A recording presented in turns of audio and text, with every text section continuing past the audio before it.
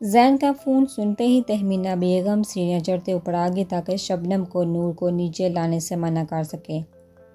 باجی دیکھی اس نے کیا کیا؟ شبنم نے تہمینہ بیگم کو کمرے میں داخل ہوتا دیکھ کر نور کی شکایت کی، جس نے سارا میک اپ صاف کرنے کے ساتھ ساتھ تمام جویلری اتار کر کمرے کے کونے کونے میں پھینک دی تھی۔ میری اتنی مہنگی جویلری کا ستیہ ناش کر دیا۔ دونوں ہاتھ چہرے پر رکھے انہوں نے ایک نظر فرش پر بکھرے پڑے اپنے سونے کے سر پر ڈالی اور پھر کھا جانے والی نظروں سے نور کو دیکھا، جو بڑے سکون سے اس کی کسی بھی بات پر غور کیے بغیر دوپٹے کو اچھے سے اپنے گرد پھیلا کر اوڑھ چکی تھی۔ کیا کیا ہے یہ تم نے؟ تمہاری جرأت کیسی ہو تہمینہ بیگم کی چیزوں کو یوں پاؤں میں روننے کی؟ غصے سے پاگل ہوتے وہ اس کے اوپر جھپٹی جو اس حملے کے لیے بالکل بھی تیار نہ تھی۔ منہ توڑ دوں گی میں تیرا! دونوں ہاتھوں سے اس کے گالوں پر تھپڑ کی بارش کرتے وہ کچھ سیکنڈ کے لیے زین کے بارے میں بالکل بھول چکی تھی۔ منہ توڑنا مجھے بھی آتا ہے، اس لیے اپنے ہاتھ اور زبان کنٹرول میں رکھو۔ اس کا ہاتھ پکڑتے نور نے غصے اور تکلیف کے ملے جلے تاثرات لیے تہمینہ بیگم کو ایک زوردار دھکا دیا، جس سے اس کا سر شبنم کے بروقت سنبھالنے سے دیوار پہ لگتے لگتے بچا۔ اگر زین صاحب کے آنے کا خیال نہ ہوتا نا مجھے تو تم دیکھتی کہ تہمینہ بیگم کس قہر کا نام ہے۔ غصے سے پاگل ہوتے انہوں نے پھر سے آگے بڑھتے نور کے جبڑے کو سختی سے اپنے ہاتھ میں دبوچا تو تکلیف کی شدت سے آنسو آنکھوں سے نکلتے اس کے گالوں پر بہہ نکلے۔ آج جتنی زبان چلانی ہے نا چلا لے، جتنا کرنا ہے کر لے، کیونکہ کل سورج نکلنے کے ساتھ ہی زین صاحب تجھے استعمال کر کے میرے حوالے کر دیں گے۔ پھر تو ساری زندگی میرے شرط سے پناہ مانگے گی، پر تجھے بچانے والا کوئی نہیں ہوگا۔ پھر تہمینہ بیگم دل کھول کر تجھ سے تیری ساری بدتمیزیوں کا بدلہ لے لے گی۔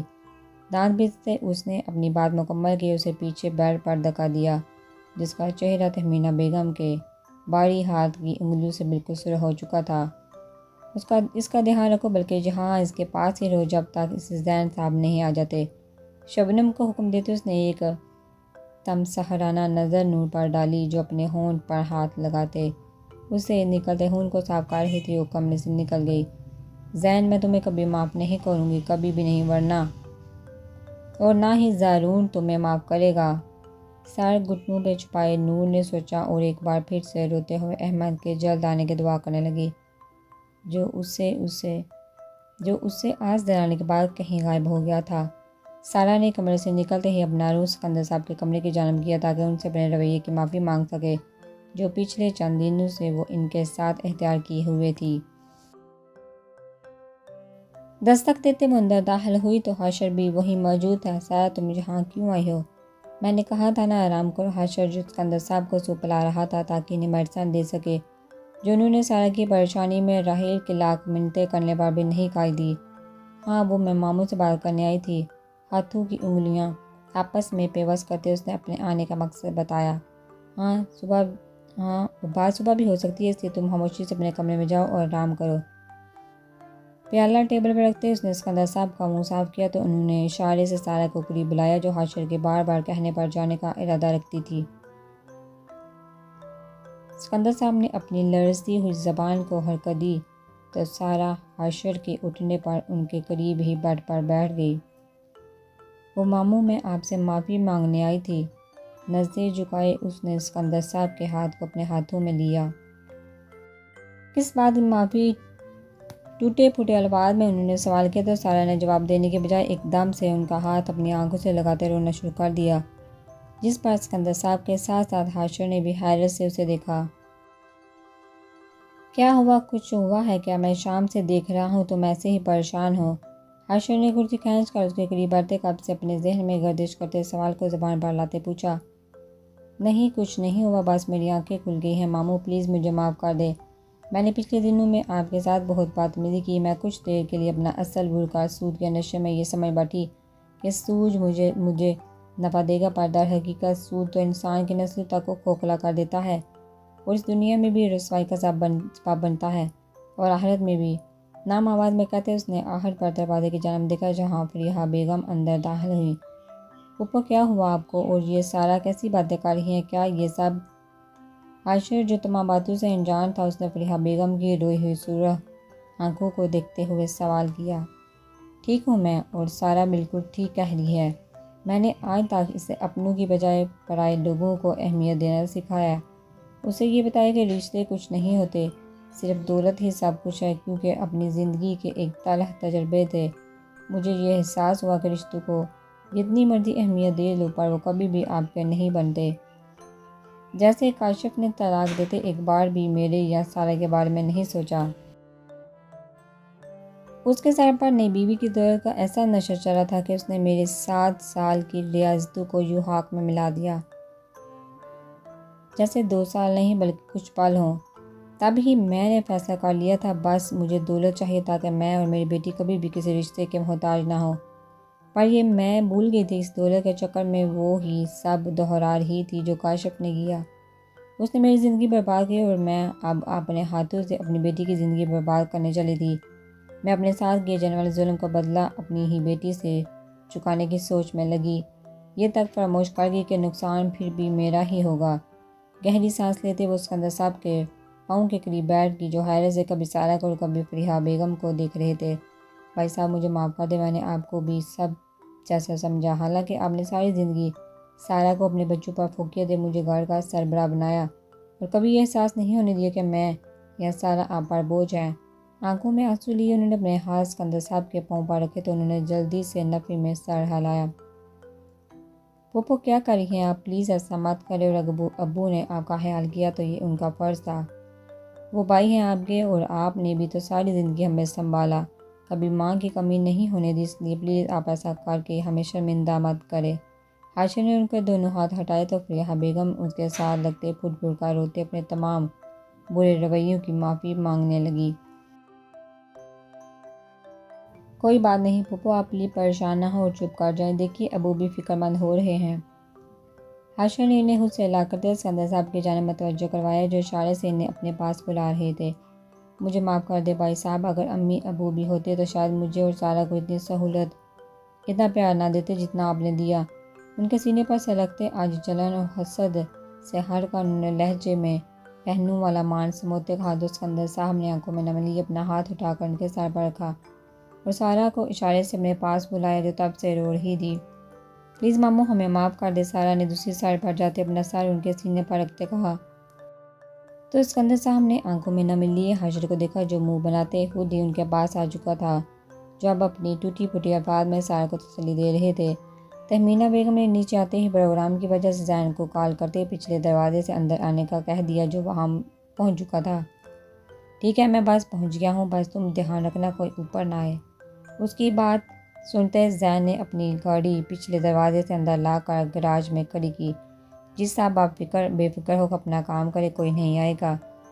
شیرے کو اشارے سے اپنے قریب بلاتے اس نے زین کو تسلی دے اسے اندر داخل ہوتا دیکھ کر موبائل کان سے ہٹایا۔ ذہن نصیب، شکر ہے زین صاحب آپ کی شکل دیکھنے کو ملی۔ دانتوں کی نمائش کرتے اس نے ایک ادا سے اس کے سامنے آتے کہا جو اپنے دھیان میں اندر آ رہا تھا، پر مجھے تمہاری شکل میں کوئی دلچسپی نہیں، اس لیے میرا وقت ضائع کرنے کے بجائے جو کہا ہے وہ کرو۔ چند ہزار کے نوٹ اس کے سامنے کرتے زین نے غصے سے کہا صاحب جی آپ تو ناراض ہی ہوگے، میں تو بس یوں ہی اپنی بےعزتی پر لال ہوتے تہمینہ بیگم نے وضاحت دی۔ بس میں نے کہا نا میرا وقت ضائع مت کرو، اور کہاں ہے نور؟ اسے مزید کچھ بولنے کے لیے منہ کھولتا دیکھ کر اس نے ٹوکا اور مطلب کی بات پر آتے سوال کیا جی اوپر ہے، شیرے صاحب کو اوپر اس نئی لڑکی کے پاس چھوڑ آؤ۔ بدمزہ ہوتے اس نے شیرے سے کہا جو اس بات میں سر ہلاتے زین کو گھر کے قدرے ویران حصے کی جانب لے گیا۔ نور کے رونے کا تسلسل شبنم کی آواز پر ٹوٹا جو اسے زین کے آنے کا بتاتے کمرے سے باہر نکل چکی تھی۔ میں اسے زندہ نہیں چھوڑوں گی، اس نے میری زندگی برباد کی، میں اسے جان سے مار دوں گی۔ ڈرنے کے بجائے نور نے جلدی سے اپنے آنسو صاف کیے، کسی چیز کی تلاش میں ادھر ادھر نظر دوڑائی تو بیڈ کے نیچے سے ایک لوہے کا راڈ نظر آیا جسے اٹھاتے اس نے مضبوطی سے اپنے ہاتھ میں پکڑا اور دروازے کے پیچھے جا کر کھڑی ہوئی جو شبنم نے ٹھیک 2 منٹ بعد دوبارہ کھولا، جس سے اندر آتے شخص کا چہرہ دیکھتے اس کے ہاتھ میں موجود راڈ گرا۔ کہاں ہو سویٹ ہارٹ؟ ایک نظر خالی کمرے پر ڈالتے وہ مڑا تو نور کو دروازے کے پاس گمسم سا حیرت سے منہ کھولے اپنی طرف متوجہ پایا تو تم یہاں ہو اور یہ راڈ، لگتا ہے مجھے مارنے کا ارادہ رکھتی ہو۔ آنکھوں میں کسی بھی قسم کی شرمندگی کا تاثر لائے بغیر اس نے راڈ پکڑ کر دور پھینکا۔ تمہیں کیا لگتا تھا تم اتنی آسانی سے مجھ سے بچ جاؤ گی؟ زین تمہیں اتنی آسانی سے اپنی زندگی سے جانے دے گا؟ قدم آگے بڑھاتے اس نے نور کو 4 قدم پیچھے ہونے پر مجبور کیا۔ تم زین نہیں ہو تم تو۔ اس سے پہلے کہ نور مزید کچھ بولتی اس نے آگے بڑھتے اس کے ہونٹوں پر اپنا ہاتھ رکھا۔ نہ بی بی، آج کوئی بات نہیں، آج صرف تم اور میں اور یہ رات۔ اپنا چہرہ اس کے چہرے کے قریب کرتے اس نے اپنی بات مکمل کرتے اس پر جھکنا چاہا، مگر اس سے پہلے ہی نور نے اپنے دونوں ہاتھ اس کے سینے پر رکھتے اسے پیچھے کی جانب دھکیلا۔ میرے قریب مت آنا، میں تمہارا منہ توڑ دوں گی۔ دروازے کی جانب بڑھتے اس نے اسے کھول دے باہر نکلنا چاہا، مگر اس سے پہلے ہی زین نے آگے بڑھتے نور کو بازو سے پکڑتے بیڈ پر دھکا دیا اور دروازہ لاک کرتے زمین سے لوہے کا راڈ اٹھائے اس کی جانب بڑھا، جس کی آنکھوں میں اب وحشت آ چکی تھی۔ میں نے کہا نا مجھ سے دور ہو۔ آنکھوں میں خوف لیا اس نے راڈ کو دیکھا۔ نہیں میری جان، آج ناممکن سی بات ہے، کیونکہ میں اس رات کے لیے پہلے ہی کافی انتظار کر چکا ہوں۔ زین نے آنکھوں میں سرخی لیے اس کا پاؤں پکڑے اپنے جانب کھینچا تو دوپٹہ اس کے ہاتھ سے چھوٹتے بے ترتیب ہوا اور ایک چیخ اس کے منہ سے نکلی، جس سے زین نے اس کے منہ پر ہاتھ رکھتے رکا۔ یہ زارون پتہ نہیں کہاں رہ گیا ہے۔ احمد نے سہیل کو سہارا دیتے گاڑی کی پچھلی سیٹ پر لٹایا، جو نشے میں بالکل مدہوش ہو چکا تھا۔ کہا بھی تھا جلدی آ جانا۔ دروازہ بند کرتے اس نے اپنا موبائل نکالتے زارون کا نمبر ڈال کیا۔ جان کہاں ہے تم؟ میں نے کہا بھی تھا جلدی پہنچ جاؤ۔ دوسری طرف ہیلو کی آواز سنتے ہی احمد نے سوال کیا۔ پہنچ گیا بس۔ اس کے قریب بریک لگاتے زارون نے موبائل ڈیش بورڈ پر پھینکا اور اپنی گن نکالتے باہر آیا۔ کہاں ہے نور؟ زارون نے اترتے ہی پوچھا تو احمد نے اپنے پیچھے موجود کوٹھی کی جانب اشارہ کیا، جو کہیں سے بھی کسی شریف گھرانے کی رہائش نہیں لگ رہی تھی۔ کون سی جگہ ہے یہ؟ زارون نے اندر کی جانب بڑھتے سوال کیا، پر احمد کے جواب دینے سے پہلے ہی وہاں موجود لوگ اور عورتیں اسے اس کی بات کا جواب دے گی۔ نور یہاں ہے؟ زارون نے رک کر احمد کی جانب دیکھا۔ ہاں وہاں اوپر۔ احمد کی شرمندگی سے سر جھکایا تو زارون کی آنکھوں میں خون اترنے لگا۔ اس نے احمد کو اشارہ سے چلنے کا کہا تو وہ سر جھکائے جلدی سے اندر کی جانب بڑھا اور تہمینہ بیگم بھی ان کو اندر کی جانب جاتا دیکھ کر اپنے بندوق کو لیے ان کے پیچھے لپکی۔ صاحب پروگرام وہاں چل رہا ہے، اندر نہیں، اور یہ ہمارا گھر ہے جہاں کوئی بھی میری اجازت کے بغیر نہیں جا سکتا۔ احمد کو دیکھتے ہی وہ سمجھ گئی تھی کہ معاملہ اس کا ہی پھیلایا ہوا ہے، کیونکہ وہ جب سے نیچے آیا تھا تہمینہ بیگم کو وہ کچھ بے چین سا لگا۔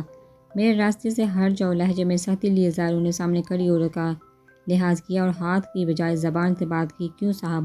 میں کیوں ہٹوں؟ یہ میرا گھر ہے، یہاں سب میری مرضی سے ہوگا۔ آنکھوں میں تکبر لیے وہ بولی تو زارون نے گارڈ کو اشارہ کیا، جو تہمینہ بیگم اور اس کے بندوق کو قابو کرتے ایک سائڈ پر لے گئے تو زارون احمد کے پیچھے اس حصے کی جانب بڑھا جہاں نور کو رکھا گیا تھا۔ اس کمرے میں تھی۔ احمد نے اوپر آتے اشارہ کیا اور ساتھ ہی آگے بڑھتے کنڈی کھولنے کے لیے ہاتھ بڑھایا تو دروازہ اندر سے بند تھا۔ پیچھے ہٹو۔ زارون نے احمد کو مزید کسی بات کا موقع دیے بغیر دروازے کو ایک زوردار دھکا مارا تو وہ پرانے اور بسیدہ ہونے کی وجہ سے فوراً کھل گیا۔ لیان سامنے موجود شخص کو دیکھ کر جہاں زارون کی زبان ساکت ہوئی، وہیں احمد نے اس کے پیچھے کمرے میں داخل ہوتے حیرت سے اس کا نام پکارا، جو ان دونوں کو وہاں دیکھ کر ہکا بکا سا رہ گیا۔ تمہاری ہمت کیسی ہوئی یہ سب کرنے کی؟ دوستی کا کوئی بھی لحاظ کیے بغیر زارون آگے بڑھتے اسے گریبان سے پکڑا اور احمد نے بیڈ سے نیچے پر نور کا دوپٹہ اٹھا کے اس کو تھمایا، جس سے عورتیں اس نے اللہ کا شکر ادا کیا کہ آج احمد کی وجہ سے اس کی عزت بچ گئی۔